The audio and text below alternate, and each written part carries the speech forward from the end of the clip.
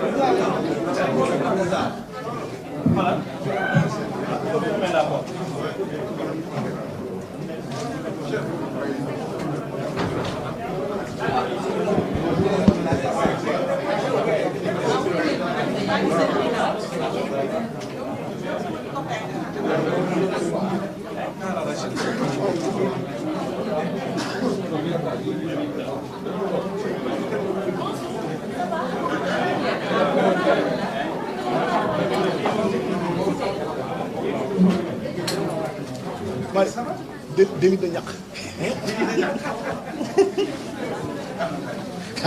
soog li ma jox mu soori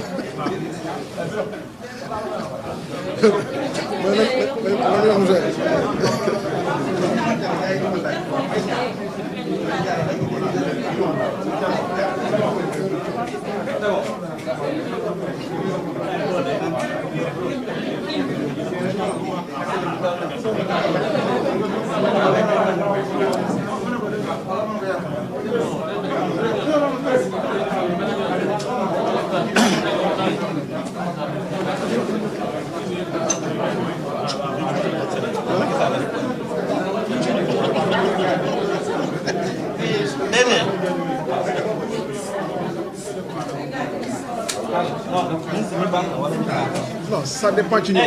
Ça vous va comme ça, c'est bon. 4. Hein?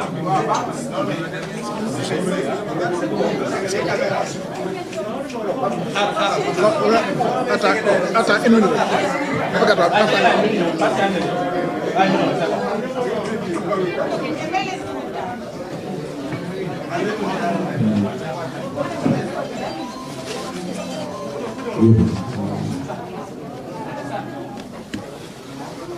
Voilà.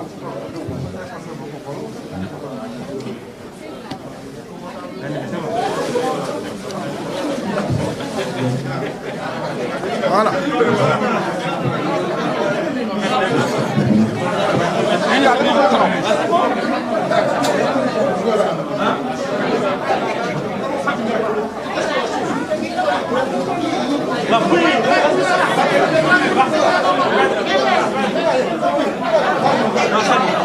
C'est bon, hein?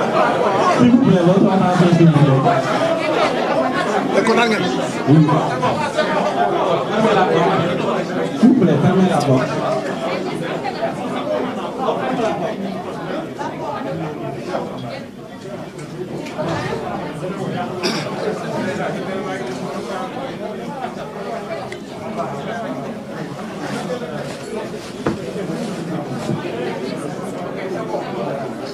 S'il vous plaît, votre attention, s'il vous plaît.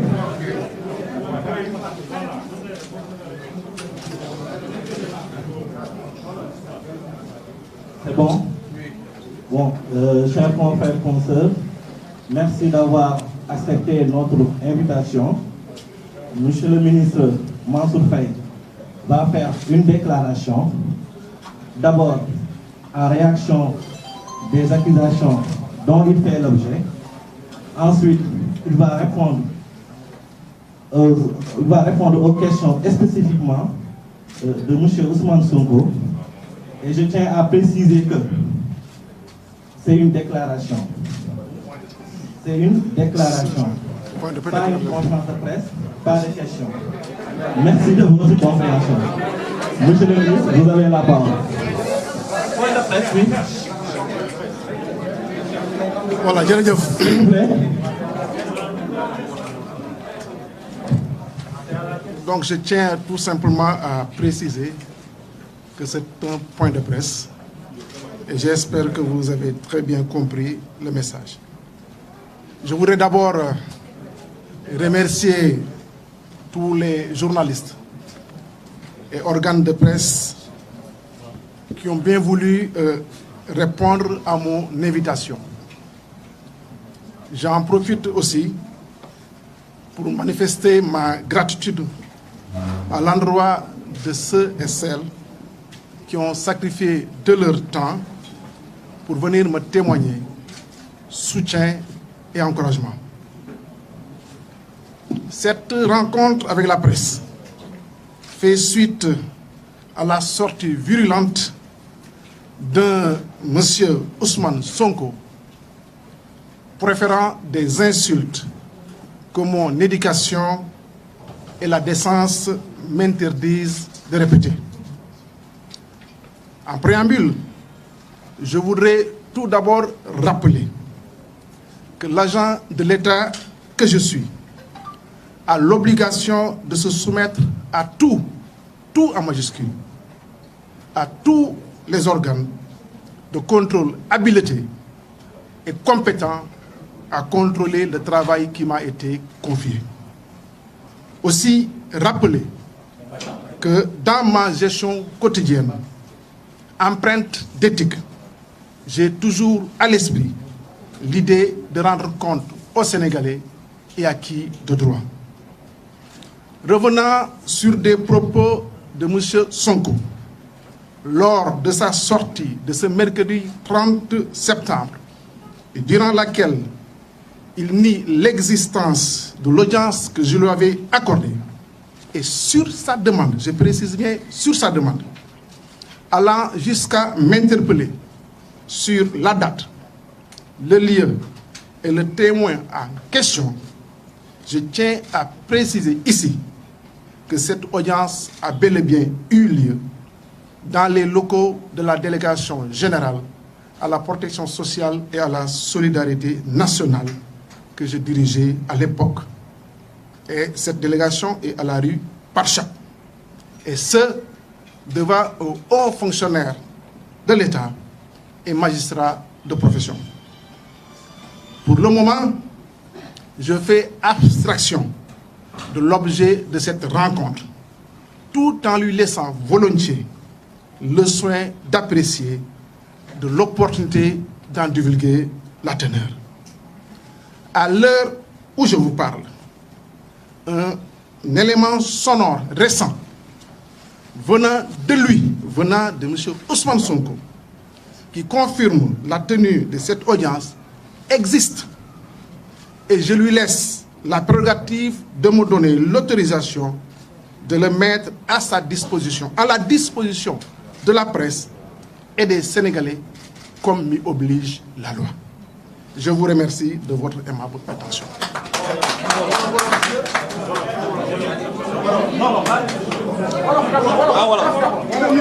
Voilà, jërëjëf.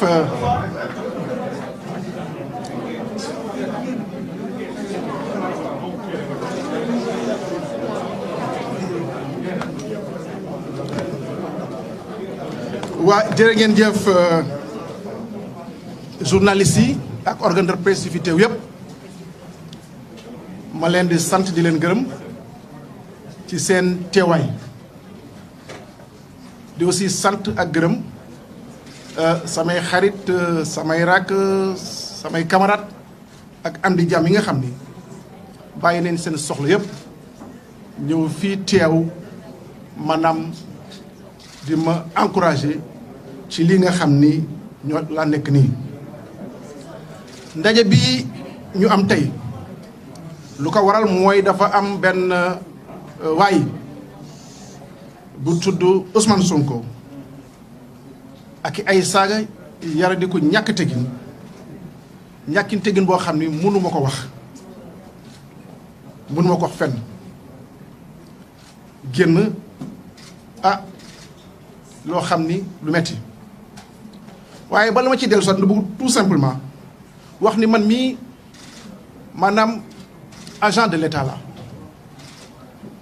état bi moom lay liggéeyal ma nekk ci service am et que boo nekkee maanaam un agent de l'État nekk ministre dafa am loo xam ni daf la war ci état mooy kuréel état bépp kuréel état bu am te ji saytu liggéey bu nga xam ni moom nga koy defal yow da nga am obligation fépp fu la wooyee te yoon may ko te yoon tëral ko da nga am obligation déglu ko wala nga seeti ko ci liggéey bu nga xam ni état moo la ko sant loolu nag dama ciy xaw a xuus tuuti état bi dafa bëri ay kuréel yoo xam ni maanaam day saytu sa liggéey bu ma ciy jëkki lim mooy IGE mooy inspection générale de l'État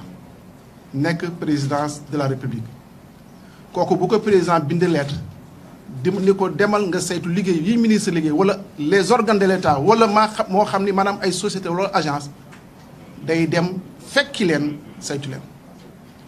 beneen bi Cour des comptes ay magistrats ñoo fa nekk mën nañoo toog xool ay agence wala xool ay structure de l'État décider dem ni dañuy saytu seen liggéey dañuy dem aussi fekk leen benn rek nga ci am droit jóg ñu convoqué la nga dem fa mooy bu amee commission parlementaire comme nag foofu c'est le pouvoir maanaam parlementaire ñoom am nañu sañ-sañ convoqué la nga ñëw. am na yeneen am na ay IGF nga xam ni mooy inspection générale des finances kooku ministère des finances moom nga mën a bind lettre mu déclenché ko ñëw seet say projet wala say programme am na yeneen aussi am na ay contrôle financier voilà même am na sax contrôle interne yi nga xam ni ñoo nekk ci sa ministère. mais am na beneen boo xam ne ñu tudd OFNAC président de la République moo ko créé pour maanaam bonne gouvernance mu gën nekk réalité damay wax tey nii OFNAC boobule bu fekkee yoon may na ko maanaam mu convoqué ministre man de bu fekkee yoon may na ko mu convoqué ministre du ma sax maanaam soldat la damay xel dem fekk leen waaye ci lu ma xam ak lu ma gëm yoon mayul OFNAC loolu le léegi pour ma dellu si ci lu Sonko doon wax maanaam alarba bi passé te mu doon wax ni audience boobule nga xam ni man maa ko accordé woon man maa ko mayoon mu ñaan ma ko ma may ko audience boobule am na moom ci ay génnam nee na naa wax kañ la naa wax fan la naa wax ban date la ba ma ko koy may booba man maa ngi nekk délégation générale à la protection sociale et à la solidarité nationale RUI PARCHAP délégation boobule man maa ngi fa jógee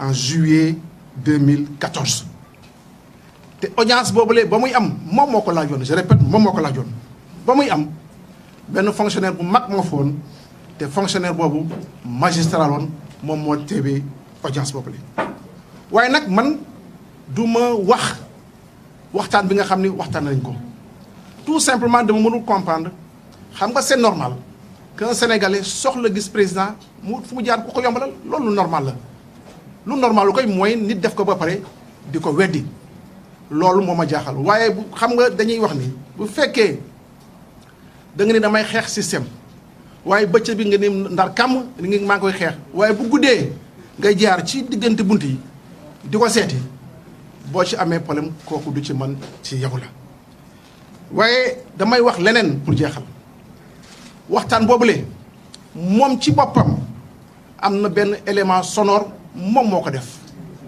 am na te fan yii passé loo ko def te ci biir élément sonore boobule moom ci boppam nangu na ni audience bi am na wax na kañ la ak wax na ku ko fekkee loolu nag comme yoon may ma man ma génne ko dama koy ñaan moom ci boppam bu mu autorisé ma bu ko bu fekkee bëgg na ko mën ma génne ko bu nee prip mën ma génne ko bu neexee yàlla donc loolu lay xaar mu def ko donc jox ko presse bi jox ko Sénégalais yi donc maa ngi leen ko gërëm bu baax di leen sant asalaamualeykum wa rahmatulahi taala jërë ngeen Pas de questions. Merci, merci. Pas de questions. Merci de votre